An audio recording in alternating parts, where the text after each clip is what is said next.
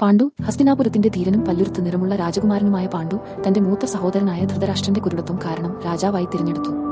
രാജാവായി പാണ്ഡു രാജ്യത്തെ ശക്തിപ്പെടുത്തുന്ന സഖ്യങ്ങളെ ഉറപ്പാക്കുന്നതിനുള്ള ഉത്തരവാദിത്തം വഹിച്ചിരുന്നു.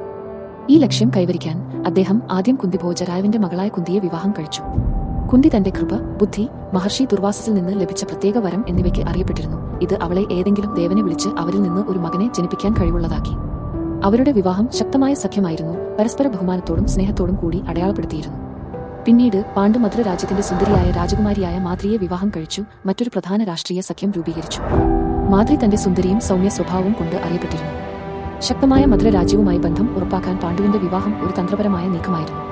പാണ്ഡുവിന് 2 സമർപ്പിത ഭാര്യമാരുടെ അനുഗ്രഹം ലഭിച്ചിരുന്നെങ്കിലും ഒരു ശാപം അദ്ദേഹത്തെ സിംഹാസനം ഉപേക്ഷിച്ച് കാടിലേക്ക് വിരമിക്കാൻ നിർബന്ധിതനാക്കിയപ്പോൾ അദ്ദേഹത്തിന്റെ ജീവിതം ദാരുണമായ തിരിമറി നേരിട്ടു.